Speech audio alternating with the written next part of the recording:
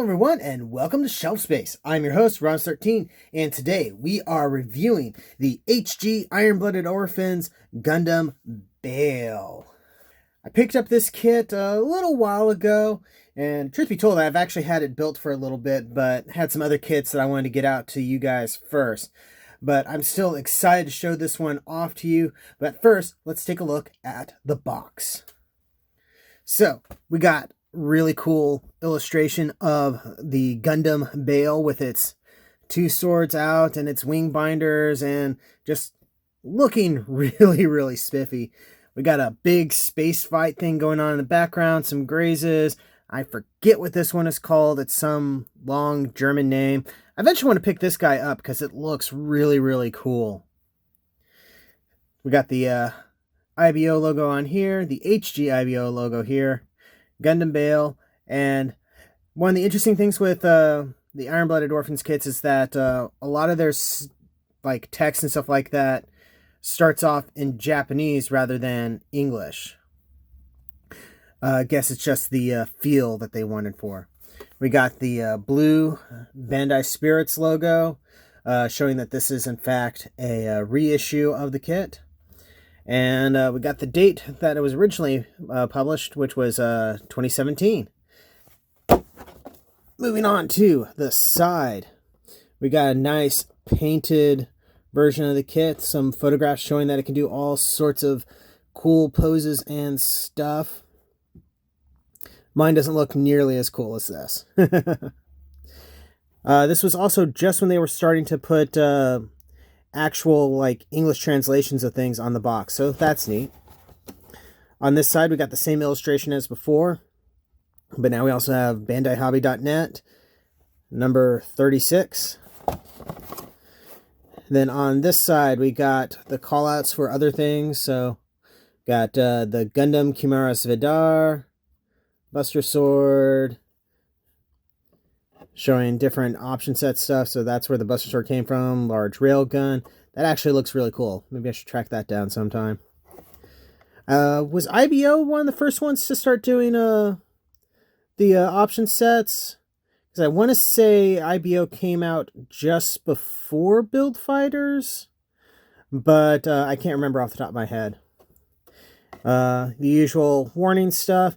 And we still have the end price printed on here, which was $1,400, at least back in the day. I honestly can't remember how much I paid for this thing. And then same illustration as before. And yeah, that's enough of the box. Let's take a look at the figure itself. And here he is. And once again, I gotta say, he looks really cool. I really dig the sort of overall aesthetic that they got going here. I kind of wish maybe the wings would be a little bit bigger, but maybe that's just because the wings make me think of Wing Zero, and those are a little bit bigger in comparison to this, but they're still really cool looking, and I dig the way he has these swords coming out the back. In fact, I kind of like this whole little apparatus that they are attached to, though it makes me think of the, what's it called, the omnidirectional gear from Attack on Titan. You'll notice that I don't have all of the stickers on. In fact, where is it? There it is. You can see here are the ones that I left off. Some of them are just little black color stickers that I felt weren't needed, so I just used some black or gray Gundam marker. Others I didn't put on because I'm not sure exactly what I'm going to do with this thing in the end. Also knew that I did not want to use these little stickers for the tips of his V-fin. I knew that was going to end in disaster.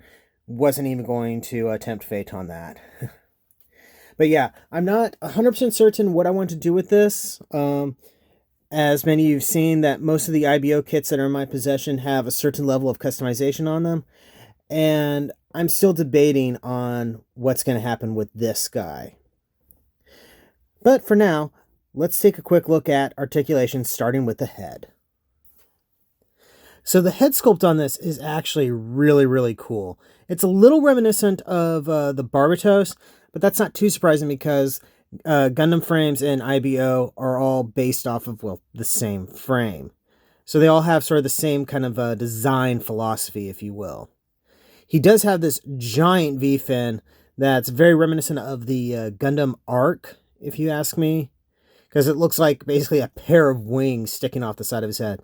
But I don't really mind it, to be honest. It is always kind of cool for me when Bandai tries to do things to play with the concept of a V-fin, sort of push what it means for it to be a V-fin. You know what I mean? Anyway, color separation on this is actually really cool too. This part here and here for the chin are actually colored plastic. The only thing that would have been nice as separate colors would have been the tips of the V-fin here, which normally you have to use stickers or paint. Like I said before, I left them off because I'm still trying to figure out what I'm doing with this thing. Articulation-wise, he's on the usual polycap neck joint, and his movement is pretty much unrestricted, though the polycap may try to move around with the neck. So you can just rotate him around all Exorcist style if you want. And it's that double ball and socket joint thing, so he's got a little bit of a turkey neck thing going on. Can look up really, really well. Can't look down quite much, but still pretty decent range of movement, especially for an HG kit. So articulation in the torso area is about what you can expect for an IBO kit.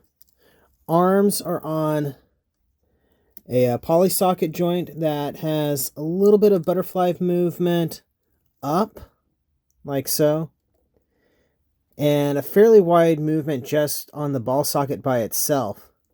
You can move the shoulder armor up and move this little flap out of the way to move the arm up like so. There is a bicep swivel, though you do get some restriction from the little spike thing on the elbow there. Speaking of elbow, you got a... Is this a single jointed thing? Yeah, single jointed. At the very least, it's restricted enough that it's single jointed. And then the fist is on a standard ball and socket joint. I don't believe this guy came with any expressive hands. If he did, I don't have them anymore because I don't have any of the other runners. Torso is on that sort of Gundam frame IBO kit thing where it's a ball and socket that goes into the waist, and you have a little bit of a hinge here so you can tilt forward and back to your heart's content, at least as much as the armor will let you. So you do have, you know, some waist articulation. This armor bit here is causing a little bit of restriction, though. On the back, oh, that almost came off. These wings do have articulated armatures that they can go on.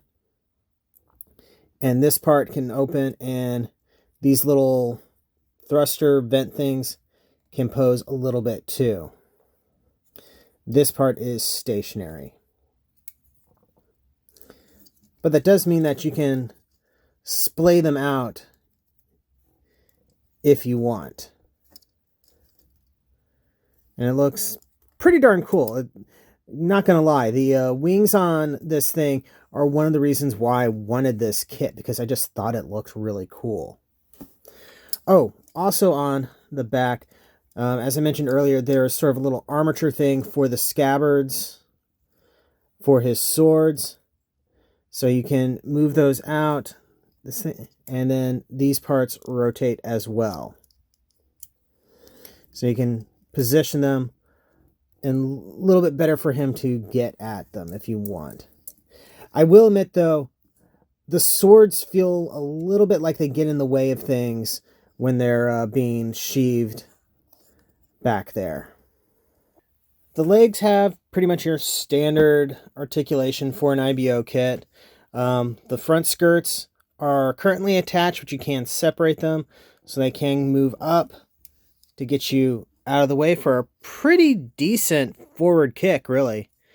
And then you got a nice double jointed knee that gets you pretty decent bend. It's something that I realized I've been forgetting to mention in most of my reviews. There is a little bit of rotation here at the hip, so you can rotate the legs a little bit like that. The ankle joints are just insane, as you've come to expect with IBO kits, because you can do this number for basically the full Jean-Claude Van Damme, or if you turn it upside down, the Chun-Li. Try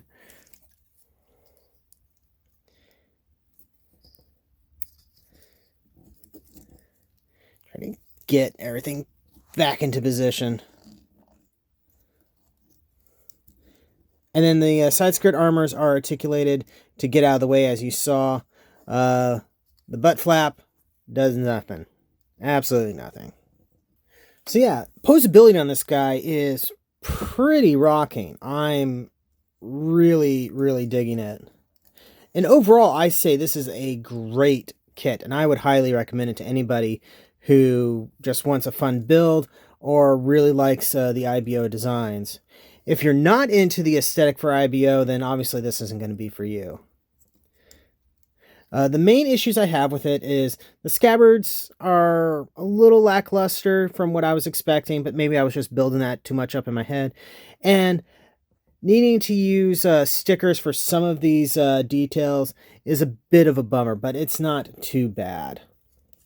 Oh, I guess I should go ahead and show off the swords while we're at it. This was another thing that impressed me. Oh, yep, and there's another issue that comes with IBO kits. That ball socket joint does like to pop apart, and supposedly will only get worse with age. So that's something to look forward to. Yay. His wings also make him a little bit back heavy, but they also can act as tripods or something. So here we go. Oh, yes, and I forgot. His swords have round handles, but his hands have square holes for them. So they don't fit nicely in them. I mean, they fit, but they don't feel secure. And if I were to, like, turn this guy upside down or something like that, they would just, fall right out. So, yeah, there are a few complaints that I can make. But overall, it's a really good kit. Ooh, I like that pose. Picture. So, with those limitations in mind, I would still highly recommend this for just about anybody. And, oh, almost ended this without doing my usual comparisons. I only have the Astaroth available to me right now, because my other IBO kits are either boxed up or on display at my work. But this does get you an idea of what he looks like in comparison to other Gundams. Wow, the lighting on this went south on me.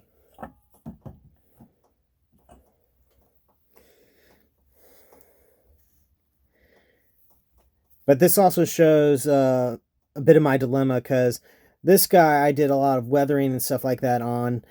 But this guy I don't necessarily associate with, the rough and tumble nature of a lot of Gundams in IBO.